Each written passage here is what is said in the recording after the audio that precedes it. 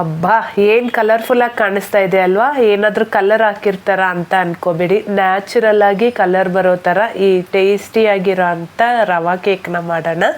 Mango season ಅಲ್ವಾ, season ಮುಗಿಯೋಷ್ಟರಲ್ಲಿ ಈ ಕೇಕ್ನ ಒಂದ್ಸರಿ ಮಿಸ್ ಮಾಡದೆ ಟ್ರೈ ಮಾಡಿ ನೋಡಿ, ಖಂಡಿತ ನಿಮ್ಗೆ ಇಷ್ಟ ಆಗುತ್ತೆ.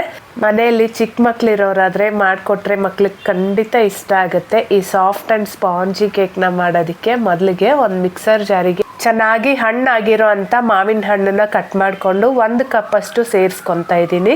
ಇದಕ್ಕೆ ಹಾಲು ನೀರು ಏನು ಸೇರಿಸ್ದಿರ ನುಣ್ಣಗೆ ಪ್ಯೂರಿ ಥರ ಮಾಡ್ಕೋಬೇಕು. ಈಗ ನಾನು ಮತ್ತೆ ಇದನ್ನು ಮೆಷರ್ ಮಾಡ್ತಾ ಇದ್ದೀನಿ. ನಾನು ತೊಗೊಂಡಿರೋ ಕಪ್ಪಲ್ಲೇ 1/4 ಕಪ್ಪಷ್ಟು ಪ್ಯೂರಿ ಬಂದಿದೆ. ಈ ಪ್ಯೂರಿನ ಸಹ ಒಂದು ಮಿಕ್ಸಿಂಗ್ ಬೌಲ್ಗೆ ಹಾಕ್ಕೊಂಡು ಇದೇ ಕಪ್ಪಲ್ಲಿ 1 ಕಪ್ಪಷ್ಟು ಉಪ್ಮಾ ರವೆನ ಹಾಕ್ಕೊತಾ ಇದ್ದೀನಿ. ಬಾಂಬೆ ರವೆ, ದೊಡ್ಡ ರವೆ ಯಾವುದಾದ್ರೂ ಕರಿಬೋದು, ಅಥವಾ ನಿಮ್ಮ ಹತ್ರ ಇರೋ ಸಣ್ಣ ರವೆನ ಸಹ ಹಾಕ್ಕೋಬೋದು. ಬಿಕಾಸ್ ನಾವು ಮತ್ತೆ ಇದನ್ನು ರುಬ್ಬುತ್ತೀವಿ. ಸೊ ರವೆ ದಪ್ಪದಾಗಿದ್ರೂ ಇಲ್ಲ ಸಣ್ಣದಿದ್ರೂ ಪರವಾಗಿಲ್ಲ. ಈಗ ಅದೇ ಕಪ್ಪಲ್ಲಿ ಫ್ರೆಶ್ ಆಗಿರೋ ಅಂಥ ಮೊಸರನ್ನ ತೊಗೊತಾ ಇದ್ದೀನಿ. ಮೊಸರು ಹುಳಿ ಬಂದಿರಬಾರ್ದು, ಅಷ್ಟು ಚೆನ್ನಾಗಿರೋದಿಲ್ಲ. ಹಾಗೆ ರೂಮ್ ಟೆಂಪ್ರೇಚರಲ್ಲಿರೋ ಅಂಥ ಮೊಸರನ್ನ ತೊಗೊಂಡು ಇದನ್ನೆಲ್ಲ ಚೆನ್ನಾಗಿ ಮಿಕ್ಸ್ ಮಾಡಿ ಒಂದು ಅರ್ಧ ಗಂಟೆ ಆದರೂ ನೆನೆಯೋದಕ್ಕಿಡಬೇಕು. ಈಗ ಈ ರವೆ ನೆನೆಯೋಷ್ಟರಲ್ಲಿ ನಾನು ಸ್ಕ್ವೇರ್ ಶೇಪಲ್ಲಿರೋ ಅಂಥ ಒಂದು ಕೇಕ್ ಟಿನ್ನ ತೊಗೊಂಡಿದ್ದೀನಿ. ಈ ಕೇಕ್ ಟಿನ್ಗೆ ಬೇಕಿಂಗ್ ಶೀಟ್ ಹಾಕ್ಕೋಬೇಕಲ್ವ, ನಾನಿಲ್ಲಿ ಆಡಿ ಎಕೋ ಬೇಕ್ ಶೀಟ್ನ ತೊಗೊಂಡಿದ್ದೀನಿ. ನಾವು ತೊಗೊಂಡಿರೋ ಕೇಕ್ ಟಿನ್ ಸೈಜಿಗೆ ತಕ್ಕಂತೆ ಈ ಶೀಟ್ನ ಸಹ ಕಟ್ ಮಾಡಿಕೊಂಡು ನೀಟಾಗಿ ಈ ರೀತಿ ಸೆಟ್ ಮಾಡಿಕೊಂಡು ಸ್ವಲ್ಪ ತುಪ್ಪನ ಸವರಿ ರೆಡಿ ಮಾಡಿ ಇಟ್ಕೋಬೇಕು. ಈಗ ಒಂದು ಅರ್ಧ ಗಂಟೆ ಆದಮೇಲೆ ತೋರಿಸ್ತಾ ಇದ್ದೀನಿ ನೋಡಿ, ಈ ರವೆ ಎಲ್ಲ ಚೆನ್ನಾಗಿ ನೆಂದು ಗಟ್ಟಿಯಾಗಿದೆ. ಮತ್ತು ಈ ಹಿಟ್ಟನ್ನ ಒಂದ್ಸರಿ ಚೆನ್ನಾಗಿ ಮಿಕ್ಸ್ ಮಾಡಿಕೊಂಡು ಒಂದು ಮಿಕ್ಸರ್ ಜಾರಿಗೆ ಟ್ರಾನ್ಸ್ಫರ್ ಮಾಡ್ಕೋಬೇಕು. ಈಗ ನಾನಿಲ್ಲಿ ಅರ್ಧ ಕಪ್ಪಷ್ಟು ಸಕ್ಕರೆನ ಸೇರಿಸ್ಕೊತಾ ಇದ್ದೀನಿ. ಸಕ್ಕರೆ ಬದಲಾಗಿ ಬೆಲ್ಲದ ಪುಡಿನ ಸಹ ಸೇರಿಸ್ಕೋಬೋದು. ಹಾಗೆಯೇ 1/4 ಕಪ್ಪಷ್ಟು ತುಪ್ಪ, ಬೆಣ್ಣೆ ಅಥವಾ ಎಣ್ಣೆ ಯಾವುದೇ ಬೇಕಾದರೂ ಸೇರಿಸ್ಕೋಬೋದು. ನಾನಿಲ್ಲಿ ತುಪ್ಪನ ಹಾಕ್ಕೊಂಡು ಮಿಕ್ಸರ್ ಜಾರ್ ಬಿಸಿ ಬರ್ದಿರೋ ಹಾಗೆ ನೋಡಿಕೊಂಡು ಚೆನ್ನಾಗಿ ನುಣ್ಣಗೆ ರುಬ್ಕೋಬೇಕು. ಈಗ ರುಬ್ಕೊಂಡಿರೋ ಅಂಥ ಬ್ಯಾಟರ್ನೆಲ್ಲ ಮತ್ತೆ ಒಂದು ಮಿಕ್ಸಿಂಗ್ ಬೌಲಿಗೆ ಹಾಕ್ಕೊಂಡು ಅದಕ್ಕೇನೆ 1 ಟೀ ಸ್ಪೂನಷ್ಟು ಬೇಕಿಂಗ್ ಪೌಡರು, 1/4 ಟೀ ಸ್ಪೂನಷ್ಟು ಬೇಕಿಂಗ್ ಸೋಡಾ, ಹಾಗೆಯೇ 1/4 ಟೀ ಸ್ಪೂನ್ ವೆನಿಲಾ ಎಸೆನ್ಸ್ನ ಸಹ ಹಾಕ್ಕೊತಾ ಇದ್ದೀನಿ. ಹಾಗೆ 1 ಚಿಟಿಕೆಯಷ್ಟು ಮಾತ್ರ ಉಪ್ಪನ್ನ ಸಹ ಸೇರಿಸ್ಕೊಂಡು ಇದಕ್ಕೇನೆ 1 ಟೇಬಲ್ ಸ್ಪೂನಷ್ಟು ಹಾಲನ್ನ ಹಾಕ್ಕೊಂಡು ಚೆನ್ನಾಗಿ ಮಿಕ್ಸ್ ಮಾಡ್ಕೋಬೇಕು. ಇಲ್ಲಿ ವೆನಿಲಾ ಎಸೆನ್ಸ್ ಬದಲಾಗಿ ಮ್ಯಾಂಗೋ ಎಸೆನ್ಸ್ ಇದ್ದರೆ ಹಾಕ್ಕೊಳ್ಳಿ, ಕೇಕ್ ಒಳ್ಳೆ ಫ್ಲೇವರ್ಫುಲ್ಲಾಗಿ ಬರುತ್ತೆ.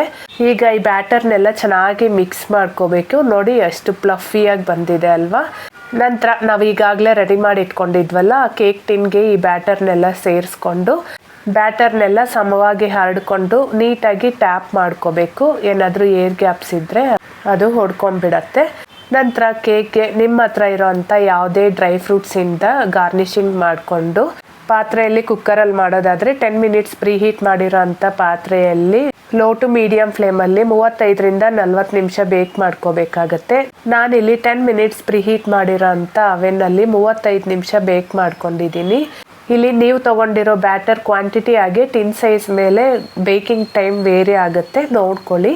ನಾನಿಲ್ಲಿ ಒಂದ್ಸರಿ ಚೆಕ್ ಮಾಡಿ ನೋಡ್ತಾ ಇದ್ದೀನಿ, ನೋಡ್ಬೋದು ಕ್ಲೀನಾಗಿ ಕೇಕ್ ಬೇಕಾಗಿದೆ.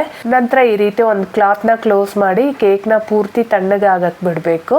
ಈ ರೀತಿ ಕ್ಲಾತ್ನ ಕ್ಲೋಸ್ ಮಾಡೋದ್ರಿಂದ ಕೇಕ್ ಮೇಲೆ ಡ್ರೈ ಆಗದಿರ ಇರುತ್ತೆ. ಕೇಕ್ ಏನಾದರೂ ಬಿಸಿ ಇರೋವಾಗಲೇ ಕಟ್ ಮಾಡಿಬಿಟ್ರೆ ಚಾಕುಗೆಲ್ಲ ಕೇಕ್ ಅಂಟ್ಕೊಂಡಂಗೆ ಆಗುತ್ತೆ, ಚೆನ್ನಾಗಿರೋದಿಲ್ಲ. ಪೂರ್ತಿ ತಣ್ಣಗಾದ್ಮೇಲೆ ಕೇಕ್ ಕಟ್ ಮಾಡಿದ್ರೇ ಸ್ಪಾಂಜಿಯಾಗಿ ಬರುತ್ತೆ. ನೋಡ್ತಾ ಇದ್ದೀರಲ್ಲ ಕೇಕ್ ಎಷ್ಟು ನೀಟಾಗಿ ಡಿಮೋಲ್ಡ್ ಆಯ್ತಂತ, ಎಲ್ಲೂ ಸಹ ಅಂಟ್ಕೊತಾ ಇಲ್ಲ. ಈಗ ನಿಮಗೆ ಬೇಕಾಗಿರೋ ಅಂಥ ಶೇಪಲ್ಲಿ ಕಟ್ ಮಾಡಿಕೊಂಡು ಸರ್ವ್ ಮಾಡ್ಕೊಳ್ಳೋದಷ್ಟೇ.